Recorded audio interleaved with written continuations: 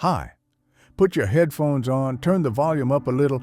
Today, we're not telling a myth, we're running a scan. The inside of your heart, the maze of your mind. That small but stubborn voice that says, if I look back one more time, I'll feel better. Our topic is Orpheus, the most elegant walk through death in all legend. And a single moment. Don't look back, as if life were nothing but this. You know Orpheus' story, a poet whose song could make even the wind kneel. He loses Eurydice. The world turns a pale black. He goes down to the underworld and opens the gates of darkness with music. Even Hades softens. You can take her, he says, but until you reach the surface, you will not look back. The condition seems simple, as if there's just one thing you shouldn't do. As if we don't all look back at something every single day. Now pause. Don't let this myth sound like a fairy tale in your ears. I'm going to treat it like a lab. In psychology, we call something an edge, a thin line between old and new, known and unknown, grief and hope. As Orpheus climbs that edge, he's actually making a pact. My faith will be stronger than my fear. It's the pact we all make in a therapy room, in a job change, in a relationship that refuses to let go, at the door of an addiction, in a new city, in a new identity. We come to the threshold, then a stirring inside. What if I'm making a mistake? What if I lose what I still have? And we look back. The urge to look back isn't a flaw. It's your nervous system searching for safety. Your brain says, is there danger? Show me proof. It wants proof with eyes. That's why you open your inbox again and again. That's why you scroll old photos. That's why you check the lock for the third time. Orpheus's glance is the most poetic form of the urge to check. Is Eurydice there? Is she really coming? Or am I fooling myself? When you walk in the dark, even the strongest person looks for proof. The problem is this. Some doors only open if you don't turn around. Anyone who has known loss knows this. Grief doesn't track time. It tracks attention. Where you look decides who you become. Orpheus managed to play his music forward, but his eyes were scored by the burn of the past. This split lives in all of us. A body moving forward, a gaze hanging backward. What if I've lost her for good? That sentence turns grief into an endless loop. Yet sometimes losing is the only way to keep someone in the world. Because love is not the rhythm of possession, it's the rhythm of meaning. And meaning grows forward. Orpheus's negotiation is humanity's negotiation with hope. Give me a future and I'll carry today. But every negotiation ends with one condition. Trust.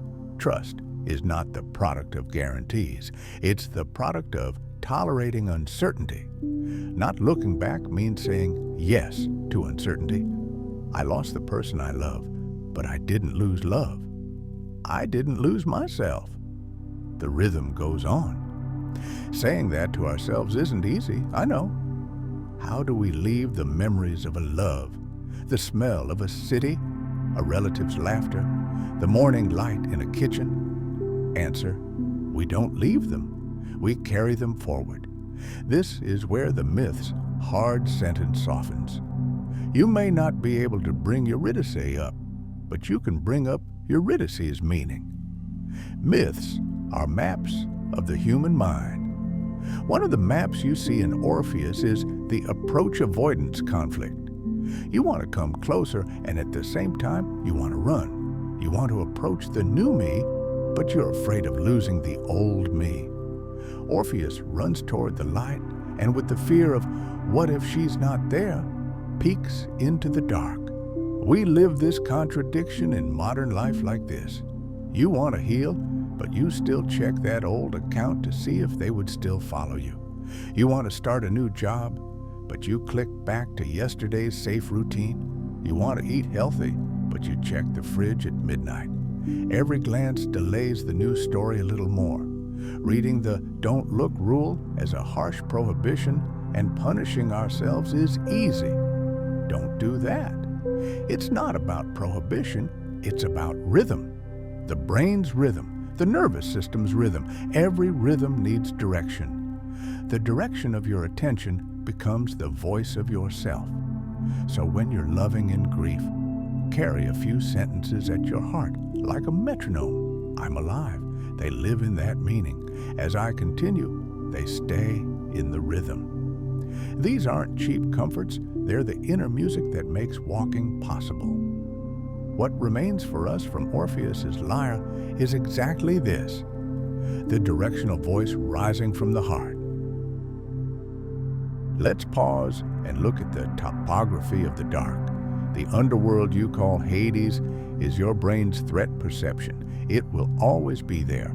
If your life holds something you value, then there's also the possibility of losing it. That's why there's this thing called fear of joy. Right when something good is happening, a possible disaster slips into your mind.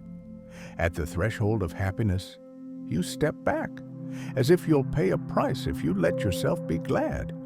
For Orpheus, the price is a glance. For us, it's the thought, what if it happens to me? In moments like this, remember a truth. The way to prepare for joy is not to shrink it, but to make room for it. Big happiness asks for big courage. And courage means this: I'm walking with fear. You're asking, okay, but practical, what about life? I hear you. There are a few anchors everyone who comes up from the dark to the surface needs. First, micro rituals, like placing your hand on your heart and taking 3 deep breaths as you step out the door. Writing one sentence every morning. Which way will I look today? Asking yourself every evening, did what I looked back at today remind me who I want to be? Or did it make me smaller? Second, fixing forward, write short letters to your future self. I know, you were anxious today, you still walked. Third, visible bonds.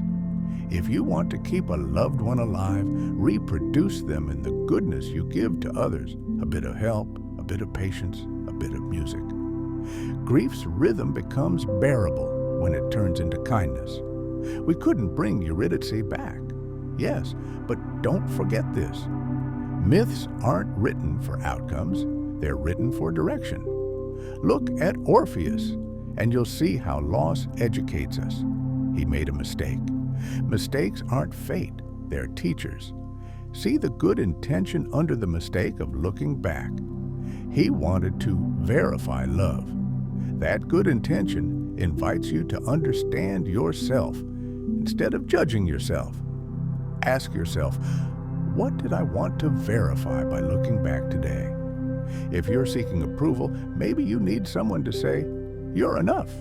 Instead of waiting, build the system that lets you hear that sentence. A circle of friends, a writing discipline, routines that calm your body. Feelings don't fight discipline. Good discipline lets feelings flow safely. So what's wrong and what's right?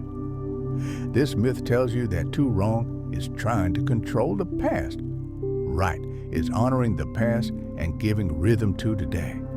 Wrong is suffocating uncertainty with proof. Right is giving direction to uncertainty. Wrong is the moment you think the threshold is a wall. Right is the moment you think the wall is a threshold. Because the threshold's job isn't to test you, it's to grow you. Orpheus didn't cross the threshold, but he taught us the threshold. Translate that teaching into today. Finish a coffee without checking your phone. Write a new sentence without searching old messages. When fear comes, don't try to silence it. Walk with it. I know you're here, but I'm going toward the light. There's also this. If love disappears when you look back, it wasn't love. It was ownership. Love multiplies when you look forward. That's why the greatest thing you can do for the person you lost or your former self is to give what you learned from them to someone new. A sentence, a kindness, a song. The best thing Orpheus did was keep the music going. He could have dropped the music when he lost her. He didn't. This is the ethics of staying alive. Don't cut your sound. Now we've come to the final threshold. There's a tunnel in all our minds. At the end, a dim light. Sometimes the light is a child's laughter. Sometimes the smell of toast browning in the kitchen. Sometimes a friend asking, "You ready?" Sometimes the heavy but stubborn beat of your own heart.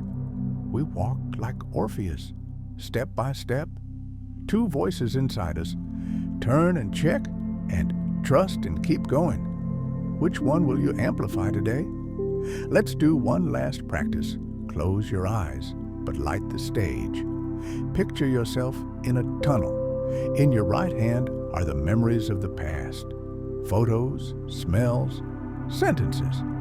In your left hand is the seed of the future. The things you haven't said, roads you haven't taken, friends you haven't met. You won't throw either away. You'll place both in your heart and walk forward. Looking back won't be control anymore. It will be gratitude. You'll give a small nod to say it was there once, but your direction will be forward because love keeps time when you look forward. Now let me tell the truth. Everyone looks back someday. We all turn. Some of us at the very threshold of the door. Some of us one step from the light. That's being human. But growing is knowing that the glance isn't fate. One day you turn, the next day you don't. From that gap, a new self is born. Give yourself a small promise today. I will walk with fear, I won't cut my song. I will look toward the light. Let your loss turn into a new harmony. Let the legend be rewritten in your voice. We can't change Orpheus's ending, but we can write our own. Loss isn't the end of love, it's a change in love's form. The old shape is gone, the new rhythm is here. When you hear this rhythm, the need to look back eases because the Eurydice inside you breathes with you. In the kindness you do, in the work you finish, in the boundary you set, at the edge of your smile. We may not pull her up, but we can turn her meaning into a banner. Before I close the podcast, I'll leave you one sentence. Forward with respect. Respect for the past, respect for today, respect for tomorrow. We know the price of looking back, but we also know the reward of looking ahead. That reward is being able to look in the mirror one morning and say, I walked.